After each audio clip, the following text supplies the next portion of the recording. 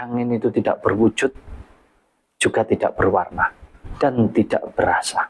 Kita juga tidak pernah tahu angin itu besar atau kecil sebetulnya. Sifatnya rasa ini, itu adalah 50% bersifat gaib, 50% bersifat fakta. Yang gaib, karena aku bisa hidup atas sukmo atau roh daripada Gusti Allah, atau energi daripada Gusti Allah. Kalau urut-urutannya ya, Tritunggal itu aku, wadah daripada rasa ini, itu ada di tengah-tengah. Nah, bisa hidup atas dasar sukmo atau roh daripada Gusti Allah.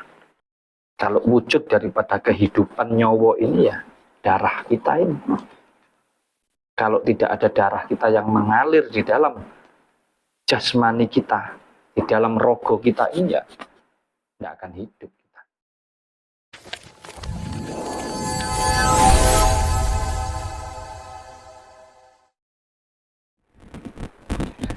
Assalamualaikum warahmatullahi wabarakatuh. Salam sehat dan bahagia selalu untuk kita semua. Rahayu, rahayu, rahayu. Dulur-dulur Sinawurit dimanapun berada, saya ingin mengucapkan banyak terima kasih untuk yang setia menonton Sinawurit Channel. Mohon kiranya setiap penonton dari awal usahakan selesai sampai akhir agar tidak salah paham, dan kalau memang ada yang bisa dimengerti agar jenengan-jenengan juga bisa paham dan mengerti apa isi daripada yang saya uraikan di video tersebut. Pada malam hari ini saya ingin mengupas yang lebih boleh dibilang lebih dalam lagi tentang pengertian unsur kehidupan yang sejati, ya, dimana saya ingin mengupas tentang Tritunggal, ya, yang di video sebelumnya juga sudah pernah saya sampaikan, saya uraikan, tapi masih secara luas, ya. Malam hari ini saya ingin mengupas lebih spesifik lagi, ya, bagaimana cara memfungsikannya, bagaimana cara agar kita mendapatkan manfaat. Tentunya dari semua, ya, dari semua yang kita pelajari, apapun itu, mau ilmu pengetahuan, ya, tentang sejarah, tentang budaya, tentang kehidupan bermasyarakat, tentang pekerjaan, intinya semua yang kita pelajari selama kita menjalani hidup ini, kalau tidak paham, tidak tahu fungsinya, cara menggunakannya, tentunya kita tidak akan pernah mendapatkan manfaatnya. Jadi tidak perlu kita bicara tentang, oh aku punya ilmu ini, aku bisa begini, begitu, akan tetapi lebih ke prakteknya. Jadi kalau saya seringkali sampaikan, kalau ada orang bilang pinter membaca, tapi nggak bisa menulis, itu sama saja bohong. Jadi kalau pinter membaca ya tentunya harus pinter menulis juga. Sama halnya dengan apa yang ingin saya uraikan ini, mudah-mudahan bisa bermanfaat untuk dulur-dulur semua.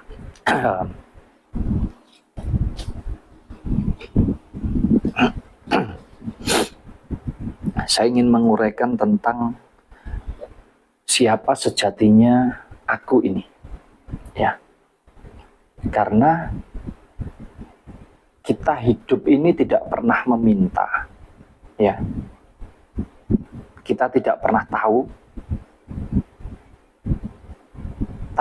ya kita sudah hidup ini. Tahu-tahu kita sudah dilahirkan ini. Nah, kalau kita sudah lahir, kita sudah hidup, berarti nantinya kita akan kemana? Tentunya nantinya kita juga akan kembali lagi. Kita tentunya akan mati, atau kita kembali kepada yang menghidupi kita.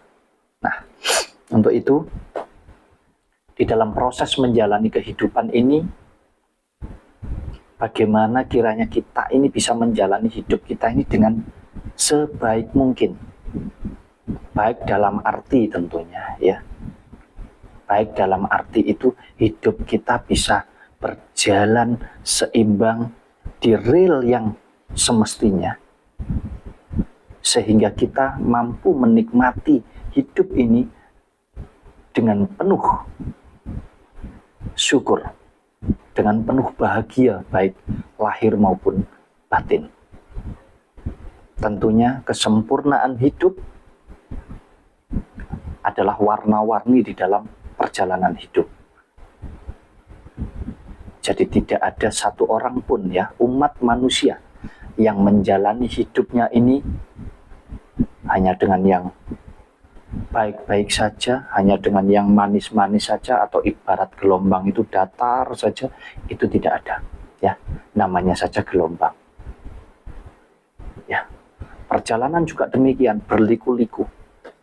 Nah, untuk itu saya ingin mengajarkan bagaimana caranya agar kita bisa menjalani perjalanan hidup kita ini dengan seimbang, sehingga kita nanti, mulai dari kita dilahirkan sampai nanti kita kembali, itu melalui proses yang benar. Saya ingin membahas tentang aku, ya. Saya ingin membahas tentang aku, di mana aku ini jauh sebelum aku ada, ya. Jauh sebelum aku ada, sudah ada lebih dahulu, yaitu sukmo, atau yang disebut roh daripada Gusti Allah, yang sifatnya ilahi, yang tentunya bersifat goib. Nah,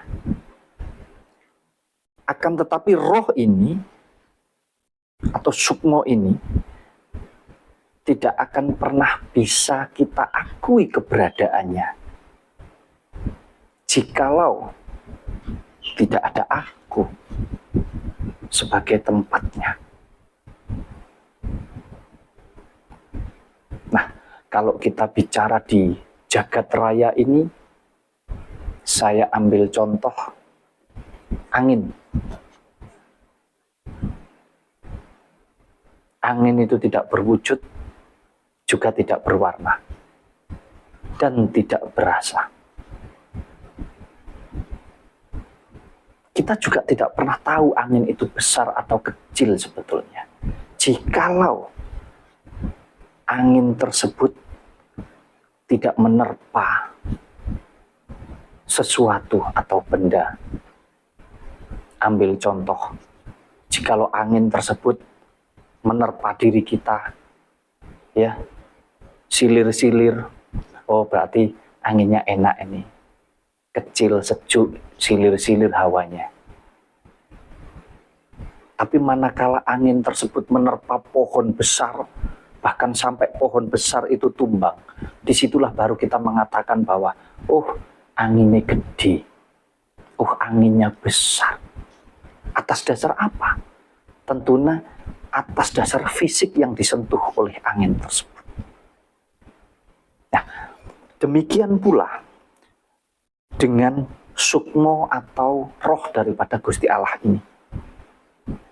Bisa diakui keberadaannya, bisa diakui kegoibannya, manakala sukmo ini sudah masuk ke dalam aku.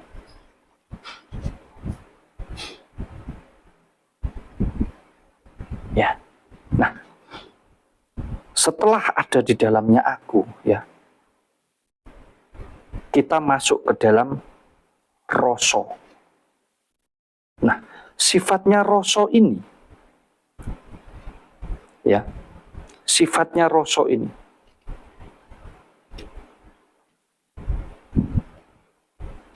itu adalah 50% bersifat goib, 50% bersifat fakta.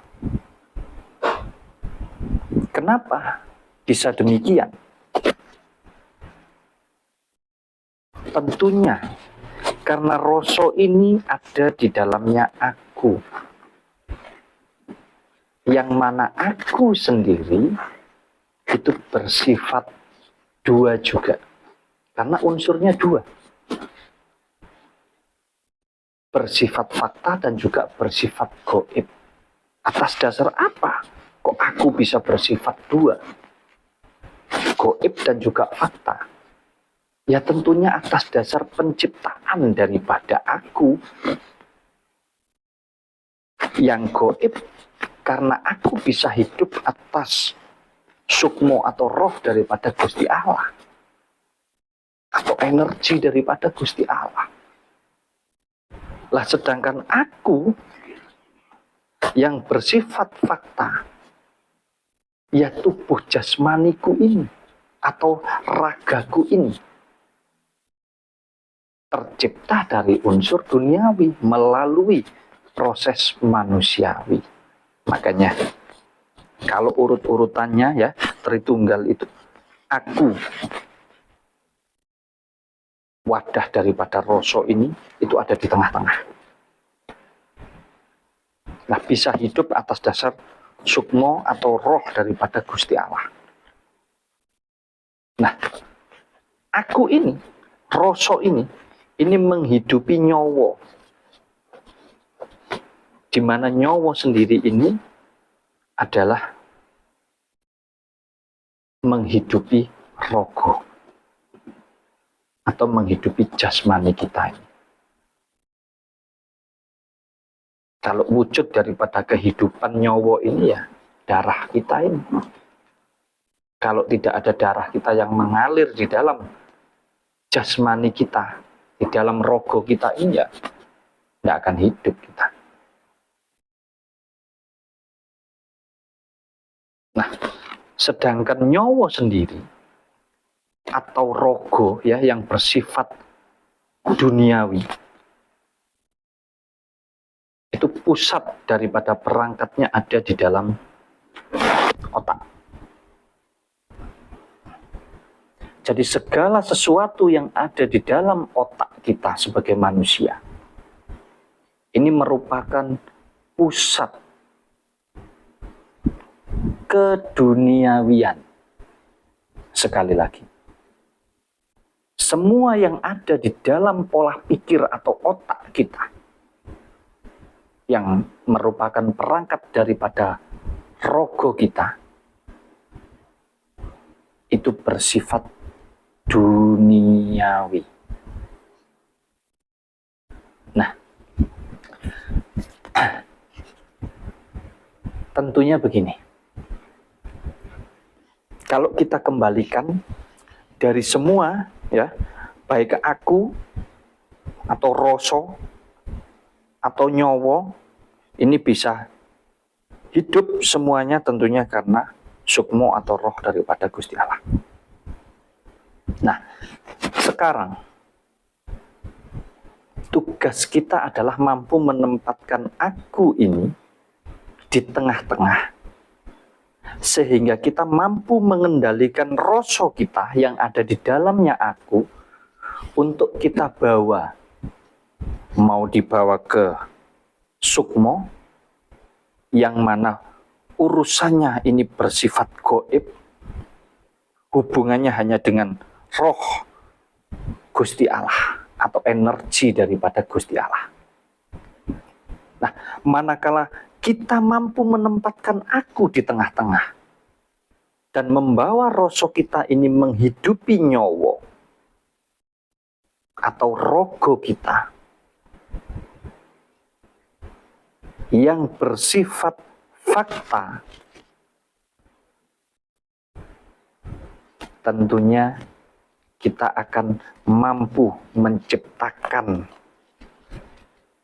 kedikdayaan atau kekuatan yang bersifat duniawi, apapun itu.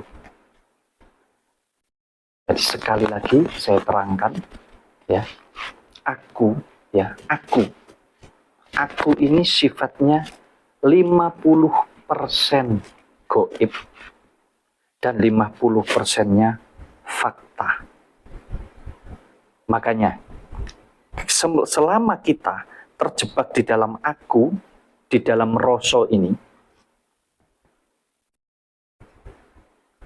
kita akan senantiasa ditarik oleh dua perkara ini. Kalau saya boleh kasih contoh,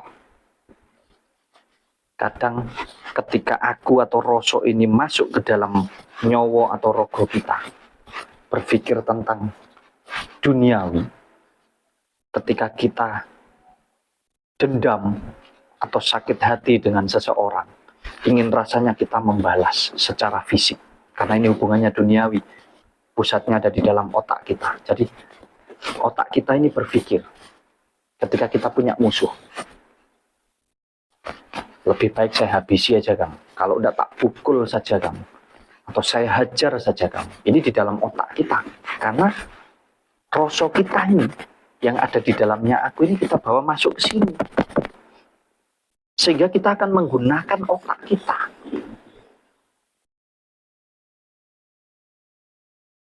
Yang ada di sini adalah sebuah kekuatan, bisa keangkara murkaan, ya, amarah dan lain sebagainya. Karena apa? Karena kita punya jendela atau kita punya alat.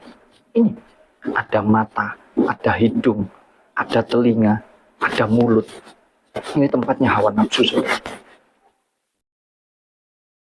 Nanti ketika kita punya musuh, ingin sekali rasanya kita membalas, bahkan menyakiti, bila perlu kita ingin sekali membunuh.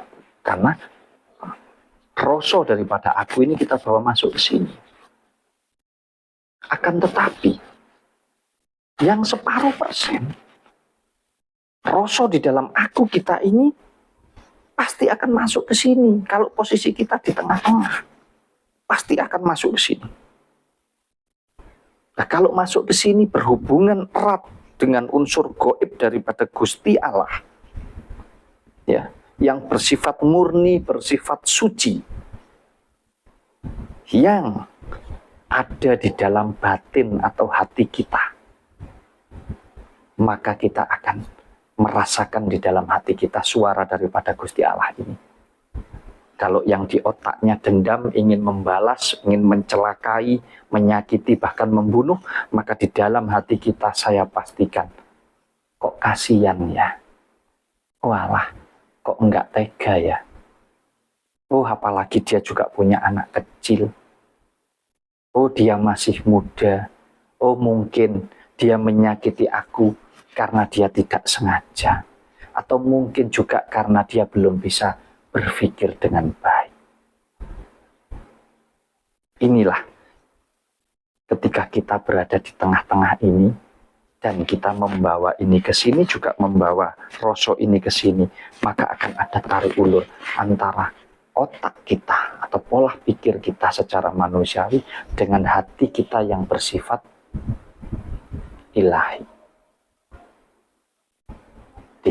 Bisa dipahami ya, dulur-dulur? Kalau nanti belum paham boleh bertanya ya di kolom komentar, atau mungkin kita akan mengadakan live ya, agar supaya bisa dipahami, jadi nanti bisa ada sesi tanya jawab agar bisa terurai, karena memang tidak mudah juga untuk kita bisa memahami ketika kita hanya menonton video, akan tetapi minimal ya kita bisa memanfaatkan secara maksimal teknologi yang ada ini untuk kita belajar. Saya yakin jikalau dulur-dulur mau mencerna, mau memahami dengan baik, insya Allah pasti akan bisa mengerti apa yang saya sampaikan. Ya, mungkin sekali lagi saja saya ulang secara ini ya, secara garis besarnya, bahwa aku ya, aku ini, di dalamnya aku ini ada rasa. Jadi kehidupan kita yang normal sekarang ini sebagai aku, di mana ada rasa di dalam kita. Nah, kita itu sekarang ini sedang menjalani kehidupan yang 50% bersifat gaib, 50% bersifat fakta. Boleh dibilang kita kadang mengikuti ini, kadang mengikuti ini. Ya, jadi kadang kita mengikuti yang ini, kadang rasa ini mengikuti yang ini, sehingga selalu terjadi tarik ulur antara otak dan hati kita. Nah, sebetulnya disitulah tugas kita sebagai aku ini mampu menjalankan rasa ini untuk betul-betul 100% kita bawa ke sini atau 100% kita bawa ke sini. Nah, itu yang akan saya kupas di video selanjutnya. Maka nanti kalau jenengan memahami, insya Allah apapun yang jenengan inginkan akan tercapai. Tentunya karena siapa? Ya karena Gusti Allah. Karena kita harus memahami letak daripada Gusti Allah ini, sehingga kita mampu menghidupkan semua ini. Karena apa? Posisi kita di tengah-tengah. Jadi kita bisa ke sini, bisa juga ke sini. Tapi kalau kita ada di tengah-tengah ini, ke sini ya tentunya tarik ulur antara otak dan hati. Ini yang kadang membuat kita terhambat atau bahkan membuat kita gagal di dalam kita menjalankan sesuatu yang kita inginkan. Mudah-mudahan dulur-dulur bisa memahami ya. Kalau ada yang belum paham boleh ditanyakan di kolom komentar. Sekali lagi, apa yang saya uraikan ini jangan dihubung-hubungkan dengan budaya, dengan tradisi, termasuk agama. Karena pasti berbeda-beda cara penyampaiannya, berbeda-beda pakemnya, berbeda-beda pemahamannya.